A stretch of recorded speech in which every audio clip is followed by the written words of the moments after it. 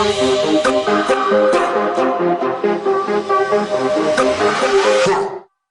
right, we're out here at World CryptoCon 2019. I'm here with William from the Wax Project, and he's going to tell us a little bit about what you guys do, why you do it, and kind of where you're going from here. Sure. So my partners and I were involved in crypto for a long, long time and built a lot of different interesting concepts like Tether. Oh, interesting. Once we decided to take a company we owned called Opskins and try, which allows people to buy and sell video game virtual items. Right. It's a marketplace for video game virtual items. Think of it like eBay for virtual stuff. We decided it would make a lot of sense to put that on a blockchain. Right. Initially, we put it on Ethereum. And Ethereum is secure, but it's a disaster when it comes to speed. And your typical consumer is not going to wait minutes or longer in order to get their item. So that plus a few catastrophes in 2018, Ethereum got clogged by a few wayward people. Yeah. It took, went from minutes to hours to settle. So we launched Wax. We were building Wax, which is a blockchain, proof of stake, right, as opposed to Ethereum, which is proof of work.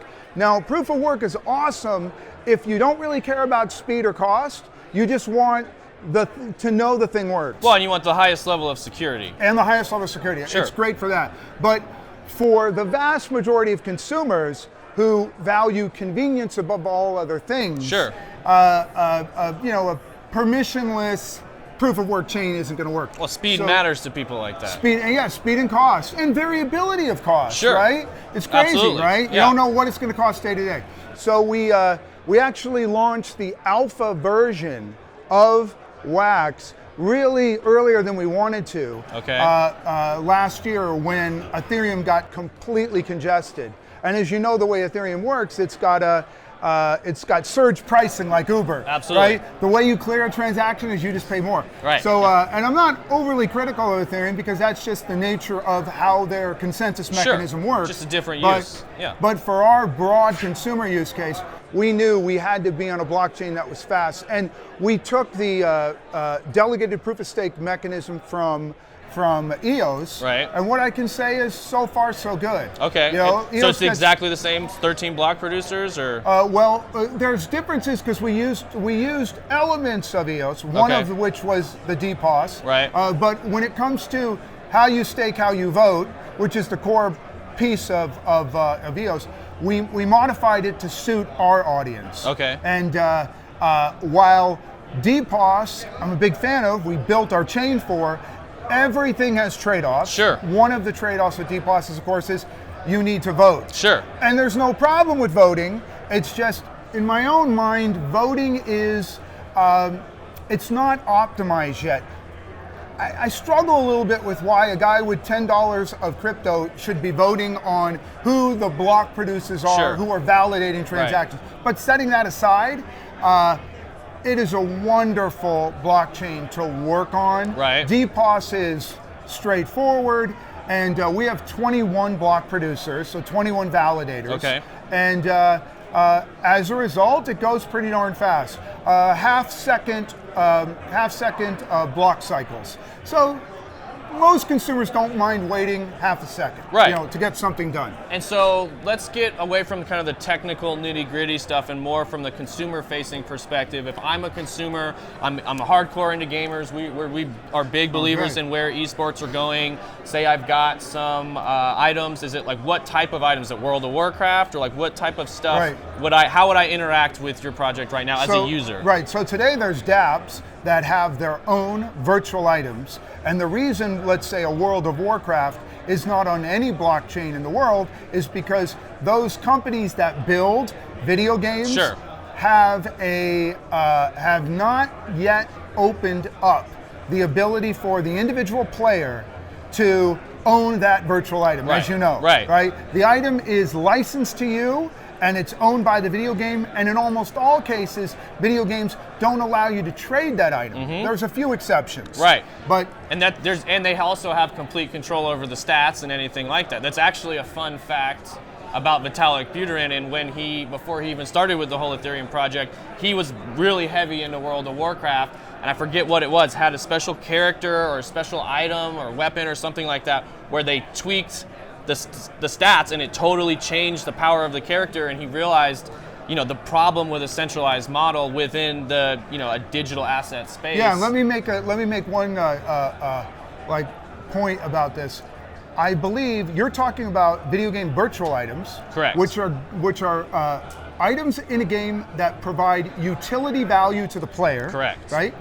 The biggest growth area in virtual items for video games is in skins, right? And these are strictly cosmetic items. They have no in-game utility. Sure.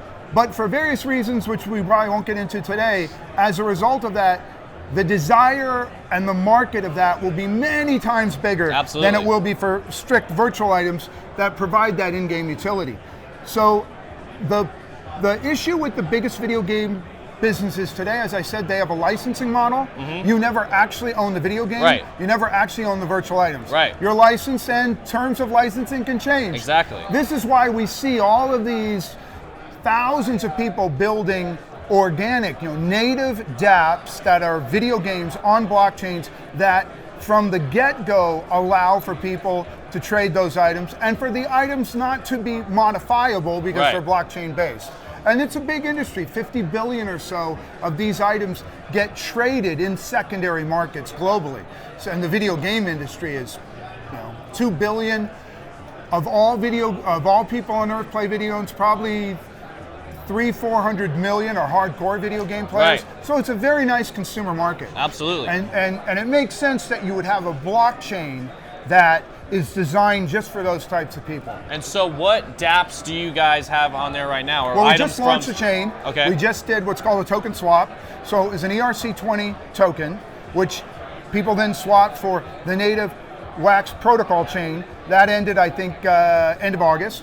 And now we are launching something called a service layer. And without getting too technical, for the average consumer to interact with a blockchain is not fun and easy. Right. Think of how you would interact with the internet without a browser. Correct. Command line interface right. and a bunch of weird specific IP addresses and private IP keys addresses and all only. that kind of Right, stuff. right. So when you use MetaMask or Scatter, these wallets, they're trying to allow you to work on a blockchain, but they're still not very consumer friendly.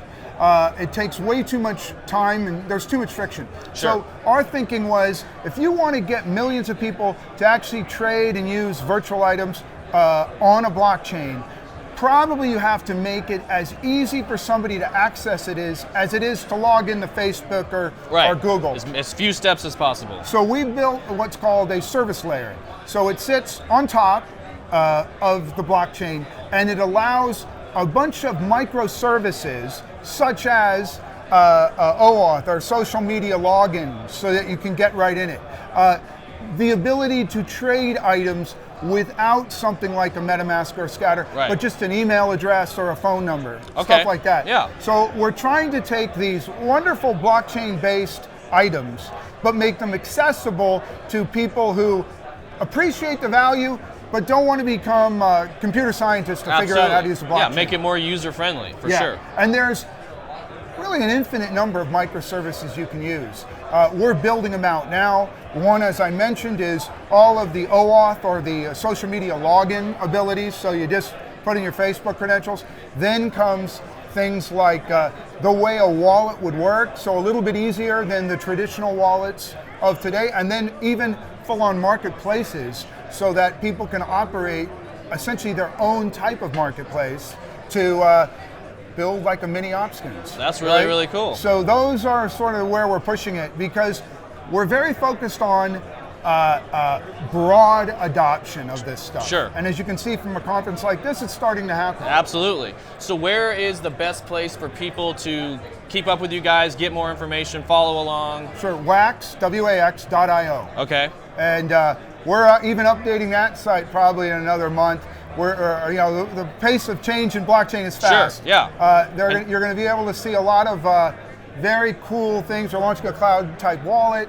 a lot of things are going to make it very easy for people to start using this stuff. That's great. Yeah. And do you have any like social media or Telegram groups or anything like that that people could join? Yeah, there's wax.io Telegram, there's wax.io Twitter. So it's just wax.io pretty much everywhere. Instagram, Facebook, anywhere you can think of. Yeah. So, all right, cool. We're pretty prolific on social media. Beautiful. All right. Well, I appreciate you taking the time to talk to us today. Sure. And share all the information with everybody. And we'll get back to the show. Thanks, TJ. Take care. Have a great Bye-bye.